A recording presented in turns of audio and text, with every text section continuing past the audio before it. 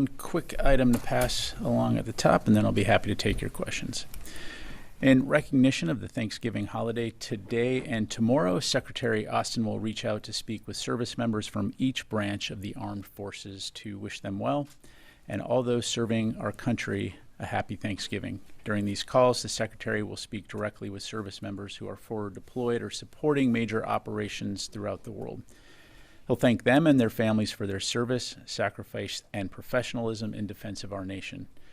He'll speak with service members from the following units: the U.S. Army's 2nd Battalion, 12th Cavalry Regiment, currently deployed to Poland in support of U.S. European Command and NATO; the U.S. Marine Corps' Combat Logistics Battalion 31 in Okinawa, supporting combat logistics within the U.S. Indo-PACOM AOR; U.S. Navy destroyer USS Stockdale, currently deployed to the 5th Fleet AOR in support of operations in U.S. Central Command; the U.S. Air Force's 379th Expeditionary Medical Squadron, deployed to Al Udeid Air Base Qatar, delivering care to U.S. service members in the U.S. Central Command AOR; and the U.S. Space Force's 4th Space Operations Squadron at Schriever Space Force Base in Colorado, which operates the Space Force's Protected Military Satellite Communication System. A readout of the calls will be made available on defense.gov. And on that note, on behalf of Secretary Austin and the entire Department of Defense, I want to wish everyone a safe, restful, and happy Thanksgiving holiday. And with that, I will thankfully take your questions. We'll start with AP. Thanks, General Ryder. Jordan announced today that it's restarted airdrops in northern Gaza to send food. Is the U.S. going to also start airdrops, given how unsuccessful the ground routes have been? I don't have any announcements to make, Tara, in terms of any U.S. airdrops. Of course, the U.S. government writ large continues to remain focused on ensuring and enabling the conditions for humanitarian assistance into Gaza. Of course, this is something that USAID has been very focused on, as well as Secretary Austin in his conversations with his Israeli counterparts. But when and if we have any updates, of course, we'll let you know. Given all of those conversations, has any progress been made in getting additional land routes open or getting assistance with all the looting that's been going on? As I understand it, and as we previously discussed, there has been an increase by the Israelis in terms of enabling aid. Obviously, much more needs to be done. This has been a topic, again, of discussion to include security for those aid convoys that are going into Gaza. So we'll continue for our part here at the DoD to have those conversations with our Israeli counterparts. Natasha. Thanks, Pat. The White House confirmed yesterday that Ukraine has begun using the long-range ATACMS systems inside Kursk. And so I'm wondering if there's any more information you can provide about what they're targeting, how successful those strikes have been. And then separately, on the potential ceasefire deal between Israel and Lebanon, what role, if any, is the U.S. military going to have in enforcing that? Yeah, on ATACMS, as the White House highlighted yesterday, there has been a shift in policy, and that the Ukrainians may employ ATACMS in defense of their nation, focused right now, of course, on the Kursk region. I'll let the Ukrainians speak to their operations in terms of their targeting and their operations. I just won't get ahead of them on that. As far as the ceasefire goes, we're, of course, strongly supportive of a ceasefire. We're consulting closely with our interagency partners in terms of what potential contributions the DoD can make. I don't have anything to announce from here, but we'll certainly keep you updated. Jen. General Ryder, there's been a number of incidents in England with drones targeting U.S. bases, kind of swarming U.S. bases, challenging security. Do you believe they have hostile intent? Do you believe they were sent by a foreign adversary? What is happening what can you tell us about these drones? What I would tell you, Jennifer, is that they are being actively monitored. Installation leaders have determined so far that none of these incursions impact the base residents, the facilities, or the assets that we have on those bases. We're, of course, continuing to work with host nation authorities and our mission partners to ensure the safety of our personnel, our facilities, and the equipment. The bottom line is it's something that we're going to take seriously. We're continuing to look into it, but as of right now has not had any significant mission impact. Why not shoot them down? Well, I won't get into force protection measures. We, of course, always maintain the right to defend ourselves if we deem something to be a threat. But again, we'll continue to work with the local host nation authorities there. Do you think it's linked to the drones that were sighted at 3 or 4 different locations back in December of last year that we reported on recently on the state side? Yeah, I don't want to speculate and draw unnecessary connections. Again, this is something that we'll look into. As you know, small UASs, drones, have become something that's, relatively common now across the landscape.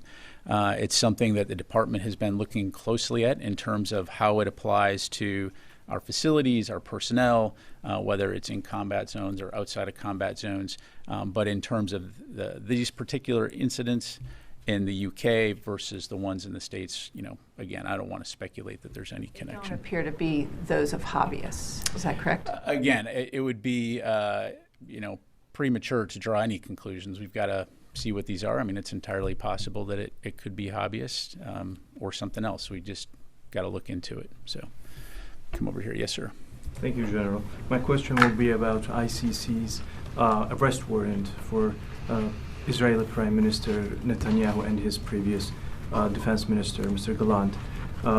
So far, most of the European countries have accepted the decision, despite that you are rejecting it. Under these circumstances, do you think that this will create a duality between NATO members in this specific and sensitive issue? No. All right. Yes, ma'am. Thank you, General. I have a couple of questions about Russia, Ukraine, and North Korea.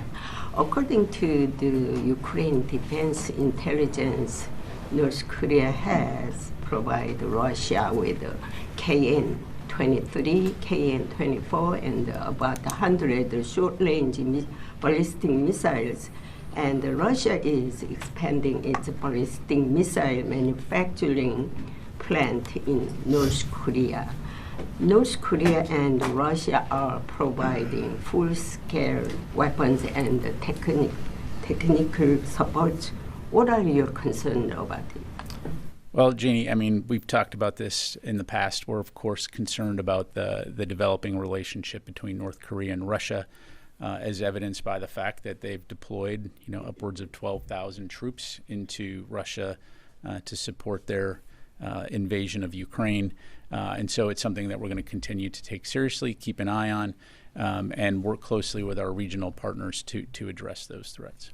Russian Kremlin warned that South Korea is being used by the United States and the West, and that South Korea will be targeted as an accomplice with the West, which will lead to very bad result.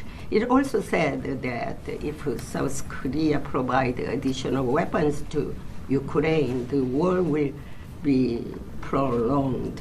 How do you assess this?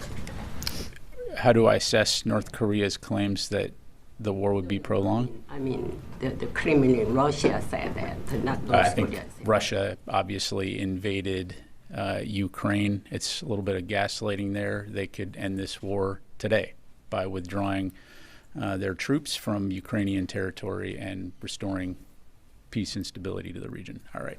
We go to Fadi and then we'll go to the phone. Thank you, General, and welcome back. Channel 12 in Israel is reporting that the Israeli cabinet just approved a ceasefire in Lebanon. There's been reporting that the U.S. will contribute to the monitoring mechanism, maybe through being represented by General. Is this one of the ideas that being discussed in the U.S. government about potential role for the Pentagon in this? Well, again, as I mentioned to Natasha, we are consulting closely with our interagency partners and looking at what the potential role of the DoD could be. I don't have any updates to provide from the podium right at this moment, but certainly, as we have more to share on that front, we will. Is the DoD open to playing a role in monitoring the mechanism to make sure that the ceasefire actually holds? Well, I don't want to get ahead of the process here. we are certainly very supportive of the ceasefire, and the Department of Defense plays an important role within our interagency here in the U.S. And on working with partners in the region to prevent a wider conflict. And so, again, Fadi, we'll keep you updated on it. One follow-up. How do you see potentially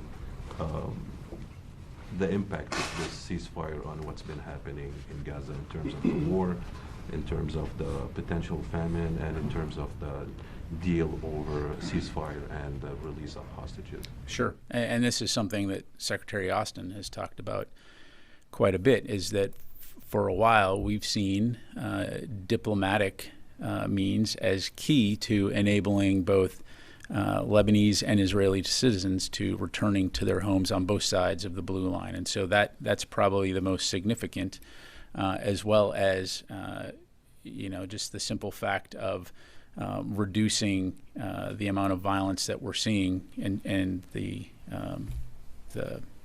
destruction and death on both sides of the border. So I think that is probably the most prominent. Certainly, we still want to see a situation in Gaza where there's a ceasefire so that we can increase the flow of humanitarian assistance and restore a sense of stability and security in that region, and see an end to the conflict between Israel and Hamas. And so a lot of potential good could come out of this ceasefire. Let me go to the phone here real quick. Jeff Shogel, Task and Purpose. Thank you very much. Have there been any attacks on U.S. troops in Iraq and Syria or elsewhere in the Middle East in the past week or so? And also the summary that OSD provided mentioned 2 attacks in Jordan.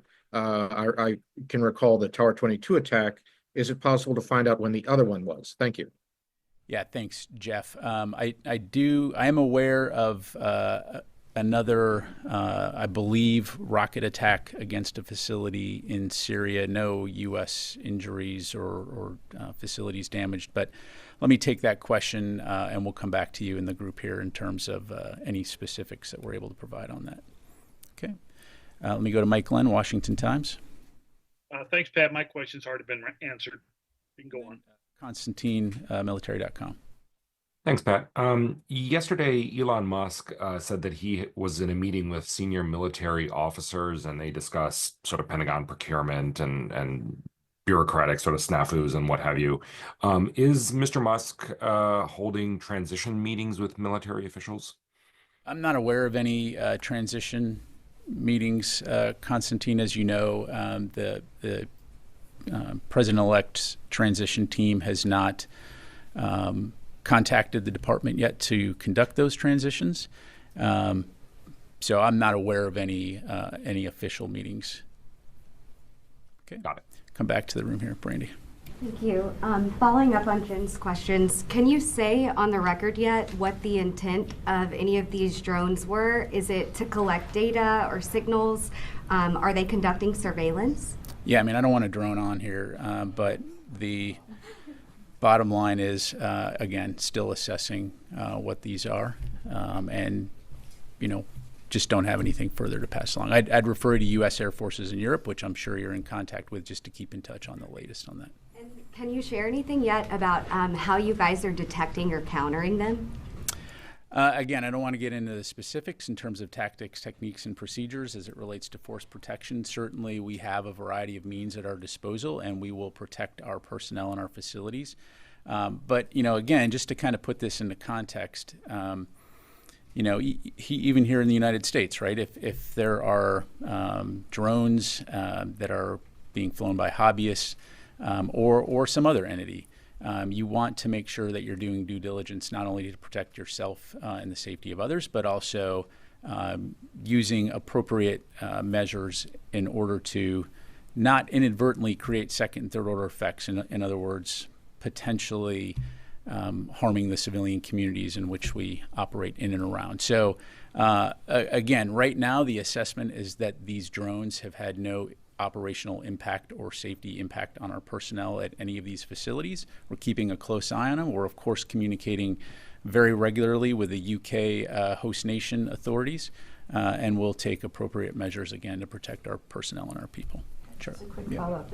Have there been any drone incidents domestically since October? That's a hard question to answer, Jen, because I mean the reality is on any given day, Pat Ryder, hobbyist drone pilot, can fly my drone next to a base and it's in and it's out. And is that a drone incident, or are we talking about something more serious, where like the Langley incident, where there's multiple drones operating over a facility for multiple days? So, again, I don't have any statistics in front of me, but just the reality is that these small aircraft are now ubiquitous across the United States and the world. I have a very close relative of mine who's a drone pilot, and he flies his drone all over and does amateur photography, and what if that drone gets blown or carried by the wind too close to a facility, or, they don't understand the FAA rules, et cetera, et cetera. So this is something that the department, the FAA, and others are looking at in this modern era of small aircraft. How do we make sure that we're responsibly protecting our assets while at the same time not assuming every single aircraft is going to be a threat? So thank you, Charlie. Welcome back. I hate to go on about it too. However, Please do drone on. I have to drone on. This is the third time in 2 weeks. They appear to be coordinated, persistent operations, not the work of a hobbyist. There are reports out of Britain that 60 military personnel have been deployed, 60 British personnel have been deployed. Does this come down to the MOD? Is it down to the Home Office? I mean, there are other ways of taking down drones without shooting them down. Yeah, and you're right. And again, I won't speak for the MOD. And as I highlighted, of course, the U.S. Military are guests in England, in the United Kingdom, at the invitation of the government of the United Kingdom. So certainly working very closely with the authorities there. We are taking it seriously. We're monitoring, taking appropriate measures. Again, I'm not going to get into the specific TTPs in terms of when and if we feel that we need to take something down. At this point, the assessment is that these do not pose any type of effect on our operations or safety of our personnel. So I don't have an answer. I'd have to refer you to USAFE, but I mean, it's not uncommon if we have small teams that go around the world that are specialists in various capabilities. So I don't have an answer to that question. But I mean, you've got RAF Mildenhall, RAF Lakenheath, RAF Feltwell. All those bases are in close proximity. Literally minutes away from each other. So, again, we'll continue to keep an eye on it. But as of right now, I would just, caution jumping to conclusions about what this is and who's doing it. And we'll just, continue to keep you updated. I have an unrelated question. There are reports that the Russians have begun recruiting Yemenis to the fight. That came out of Ukraine. However, are you monitoring any more cooperation between the Russians and the Houthis in the Yemen area? What I would tell you, Charlie, is nothing significant. And that's just the bottom line. So nothing significant on that front. You haven't seen ships going into Yemen? You haven't seen, because we saw that a few months ago. Yeah, beyond that, nothing that I would characterize as significant. What about intelligence help? I don't have anything to provide from the podium here. So probably the best way to describe it is at this point, we're aware that they, of course, have been in contact with each other, but nothing significant in terms of aid to operations in Ukraine. Isn't a handful of Yemeni soldiers in Ukraine, but what the Russians are providing the Houthis. Yeah, and to this point, again, I wouldn't say there's anything significant on that front. And nothing significant in terms of what you were saying something. You didn't finish that. No, I finished the sentence. So nothing significant in terms of cooperation, or? Yeah, I think the question was, are they providing capabilities, and or are they providing? Yeah, is Russia providing anything to the Houthis in support of their efforts? And no, not that I'm aware of. Right. Okay. Let me just do a couple more here. Yes, sir, and then we'll go back to Tony. Now that this ceasefire seems to be achieved, What kind of cooperation or support the U.S. is going to give to the UNIFIL militaries in the blue zone between Israel and Lebanon? Is there some sort of talks, or how you guys going to? Yeah, just like I relayed to your colleagues, again, I don't have any updates to provide right now other than we've been having those discussions about the potential role for the Department of Defense, and we'll certainly keep you updated when we have something along those lines. I have another question. Are you guys seeing any potential threat from Iran coming up from different Israeli neighbors now that the Hezbollah are like blocked? What about the neighbors? Like the Iranian allies? Yeah, I mean, nothing beyond what we've already seen from Iranian proxy groups. I mean, they obviously still pose a significant threat to Israel in the region, and we'll continue to work with our partners to include Israel to defend Israel from those kinds of attacks, but nothing new that you're not already tracking. All right, last question, Tony. One housekeeping question. And what's the status of the annual China military power report? Is that going to come out before this administration changes?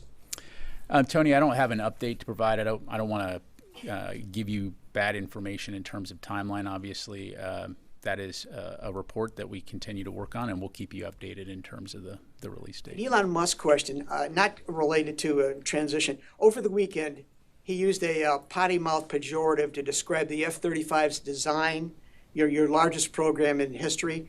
What is your response? He implied that the Pentagon should buy more drones and not manned aircraft, but he really took a shot at the F-35. Yeah, as I'm sure you can appreciate, Mr. Musk is currently a private citizen. I'm not going to make any comments about what a private citizen may have to say about the F-35. Thanks very much, everybody. Appreciate it.